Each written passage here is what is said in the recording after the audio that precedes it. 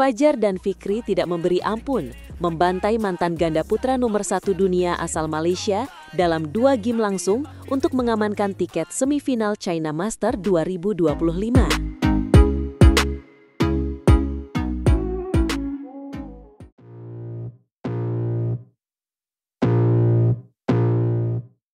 Selamat datang kembali di channel kami, tempatnya update berita bulu tangkis paling panas dan mendalam. Hari ini, kita punya kabar yang luar biasa membanggakan dari Shenzhen Arena, China. Ganda putra andalan kita, Fajar Alfian dan Muhammad Shohibul Fikri, baru saja memastikan langkah mereka ke semifinal China Master 2025.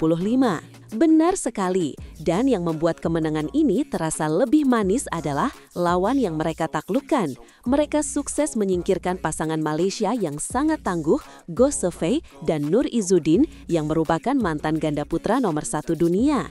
Ini bukan sekedar kemenangan, ini adalah sebuah pernyataan. Tepat sekali, ini adalah ajang revans yang sempurna.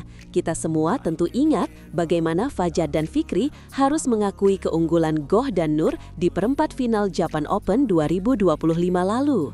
Tapi hari ini ceritanya benar-benar berbeda. Fajar dan Fikri datang dengan semangat dan strategi yang benar-benar matang. Mari kita bedah jalannya pertandingan. Sejak awal game pertama, atmosfer pertandingan sudah terasa sangat tegang. Kedua pasangan langsung tancap gas, menyajikan permainan super cepat yang memukau mata. Pukulan-pukulan tajam dan adu drive di depan net benar-benar mendominasi awal laga. Fajar dan Fikri yang kita kenal dengan sapaan akrab Fafi berhasil mengambil inisiatif lebih dulu. Mereka mampu memimpin perolehan angka dan unggul 8-5. Namun pasangan Malaysia tidak tinggal diam. Mereka memberikan perlawanan sengit, memperkecil ketertinggalan menjadi hanya 1 poin di kedudukan 7-8. Disinilah mental juara Fajar dan Fikri diuji. Alih-alih panik, mereka justru tampil lebih tenang dan fokus. Mereka berhasil mencetak 3 poin krusial secara beruntun untuk kembali menjauh dan akhirnya menutup interval game pertama dengan keunggulan tipis 11-9, sebuah keunggulan psikologis yang sangat penting. Selepas jeda interval, pertarungan kembali memanas. Goh dan Nur sempat menemukan ritme mereka dan berhasil menyamakan kedudukan menjadi 12-12. Momen ini bisa saja menjadi titik balik bagi lawan, tapi Fajar dan Fikri menunjukkan kelasnya. Mereka tidak membiarkan momentum lawan berkembang. Dengan permainan yang lebih sabar namun tetap menekan, Fajar dan Fikri kembali mengambil alih kendali permainan. Mereka terus melaju, poin demi poin, meninggalkan pasangan Malaysia yang mulai terlihat frustrasi. Game pertama pun berhasil mereka amankan dengan skor 21-16. Memasuki game kedua, Fajar dan Fikri seolah menemukan kepercayaan diri yang berlipat ganda. Mereka tampil jauh lebih agresif dan tanpa kompromi. Sejak awal, mereka langsung menggebrak dan unggul cepat 6-1. Ini adalah start yang sempurna dan benar-benar meruntuhkan mental lawan. Dominasi mereka berlanjut hingga interval. Fajar dan Fikri menutup paruh kedua game dengan keunggulan nyaman 11-7. Selepas jeda, tidak ada lagi yang bisa membendung laju mereka. Permainan solid dalam bertahan dan serangan-serangan bertubi-tubi yang dilancarkan membuat Goh dan Nur sama sekali tidak mampu mengembangkan pola permainan mereka. Pasangan Malaysia dibuat tidak berdaya. Mereka terus-menerus berada di bawah tekanan, dipaksa berlari ke sana kemari untuk mengembalikan shuttlecock. Fajar dan Fikri benar-benar mendikte jalannya pertandingan hingga akhir. Game kedua pun ditutup dengan skor yang sangat telak, 21-11. Kemenangan yang luar biasa meyakinkan. Dengan hasil fantastis ini, Fajar dan Fikri berhak melaju ke babak semifinal yang akan digelar besok, hari Sabtu tanggal 20 September 2025. Perjuangan mereka belum selesai dan tantangan berikutnya akan semakin berat. Betul sekali, di semifinal mereka akan menghadapi pemenang dari laga sengit lainnya antara unggulan pertama dari Korea Selatan, Kim Won-ho dan Seo Seung-jae melawan pasangan veteran Jepang yang berbahaya, Takuro Hoki dan Yugo Kobayashi. Siapapun lawannya, kita yakin Fajar dan Fikri akan memberikan yang terbaik. Dan jangan lupa, perjuangan merah putih di China Master ini belum selesai. Masih ada wakil kita yang lain. Putri Kusumawardhani akan berhadapan dengan Akane Yamaguchi dan ganda putra Leo Rolikarnando bersama Bagas Maulana akan melawan Aron Chia dan Soh Hui Yik. Mari kita doakan agar mereka semua bisa menyusul Fajar dan Fikri ke semifinal. Sebuah kemenangan yang sangat berarti bagi Fajar dan Fikri, dan tentunya bagi seluruh pecinta bulu tangkis Indonesia. Ini adalah bukti bahwa dengan kerja keras dan strategi yang tepat, mereka mampu mengalahkan siapa saja. Terus dukung perjuangan atlet-atlet kita. Sampai jumpa di pembahasan berikutnya.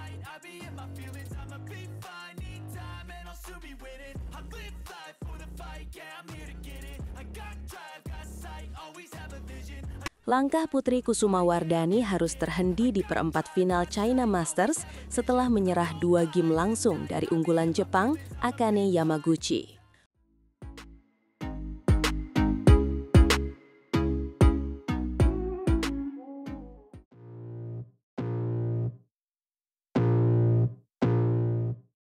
Selamat datang kembali di laga perempat final tunggal putri yang sangat dinantikan dari ajang Li-Ning China Masters 2025. Di lapangan, kita menyaksikan pertarungan sengit antara wakil kebanggaan Indonesia, Putri Kusumawardhani, yang berhadapan dengan salah satu unggulan utama dari Jepang, Akane Yamaguchi. Sejak poin pertama, tempo permainan langsung berjalan cepat dan intens. Benar sekali, kedua pemain sama-sama tidak mau mengalah dan berusaha keras untuk memegang kendali rally-rally panjang yang melelahkan. Awal game pertama berjalan dengan sangat seimbang, di mana Putri KW mampu menunjukkan perlawanan ketat dan menempel perolehan angka Yamaguchi hingga skor imbang 4-4. Momen itu menunjukkan bahwa Putri siap meladeni permainan tingkat tinggi dari lawannya. Namun, setelah posisi imbang tersebut, Akane Yamaguchi mulai menunjukkan kelasnya sebagai pemain top dunia. Dengan pertahanan yang begitu rapat dan sulit ditembus, serta penempatan bola yang sangat akurat dan sulit ditebak, ia perlahan tapi pasti mulai menjauh. Yamaguchi berhasil membangun keunggulan poin demi poin, memaksa Putri untuk bekerja lebih keras. Putri tentu tidak tinggal diam. Ia mencoba merespons dengan memberikan variasi serangan, menggabungkan smash tajam dengan permainan net yang lebih taktis. Usahanya sempat membuahkan hasil dan ia berhasil mendekati perolehan skor di pertengahan game. Namun, setiap kali Putri menemukan celah untuk bangkit, Yamaguchi selalu bisa mematahkannya dengan ketenangan yang luar biasa. Skor pun kembali melebar dan wakil Jepang itu kembali memegang ritme permainan yang pada akhirnya memaksa Putri banyak melakukan kesalahan sendiri. Pada akhirnya, pengalaman dan konsistensi Akane Yamaguchi menjadi pembeda. Ia berhasil menutup game pertama dengan skor yang cukup meyakinkan 21-14. Kemenangan ini menjadi bukti solid dari statusnya sebagai salah satu pemain papan atas dunia, sementara bagi Putri, ini adalah tantangan besar yang harus ia pecahkan untuk bisa membalikkan keadaan di game kedua. Memasuki game kedua, Akane Yamaguchi terlihat semakin tidak terbendung dan berada di atas angin. Sejak poin-poin awal, pemain peringkat atas asal Jepang itu langsung tancap gas dan mendominasi jalannya pertandingan. Putri Kusumawardhani sempat memberikan perlawanan dan menempel ketat hingga skor 3-3, namun itu adalah momen terakhir di mana laga terasa seimbang.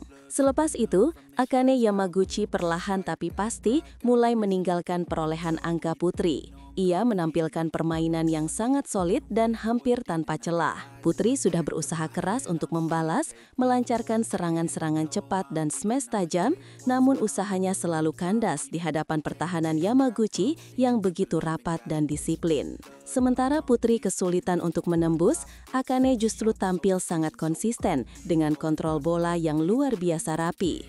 Ia dengan tenang terus menambah pundi-pundi poinnya. Selisih skor pun semakin melebar secara signifikan ketika Yamaguchi berhasil mencapai angka 12, sementara Putri masih tertahan di bawah 6 poin.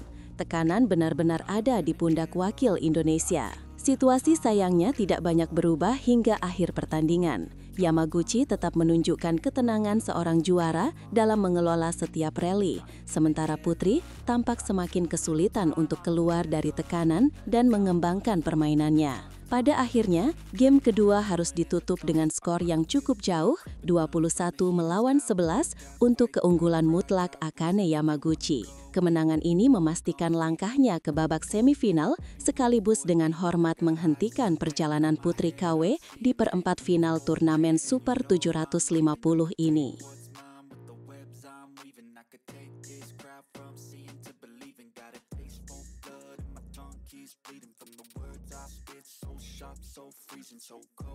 Dibayangi rekor pertemuan yang buruk, Putri Kusumawardhani harus kembali menghadapi mimpi buruknya, sang juara dunia Akane Yamaguchi di perempat final.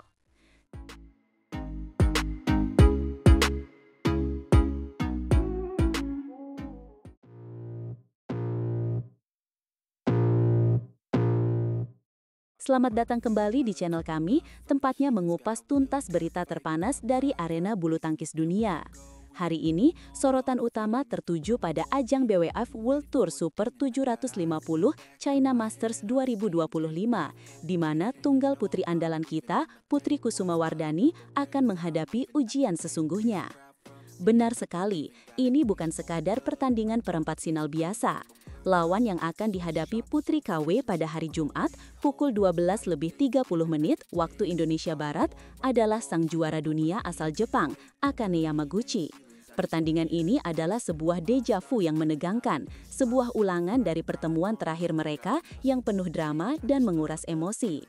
Sebelum kita membahas laga besar itu, mari kita lihat perjalanan impresif Putri KW hingga sampai ke titik ini.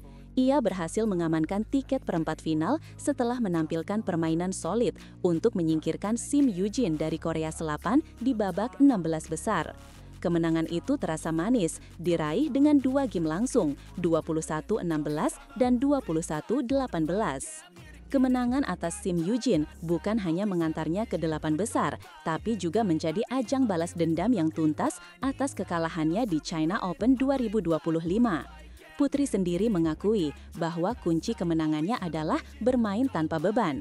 Ia hanya fokus menerapkan pola permainan yang telah disiapkan bersama pelatih dan hasilnya sungguh luar biasa. Namun, euforia kemenangan itu harus segera disudahi karena tantangan berikutnya jauh lebih berat. Kini Putri KW dihadapkan pada Akane Yamaguchi, lawan yang memberinya kekalahan paling menyakitkan di semifinal kejuaraan dunia 2025.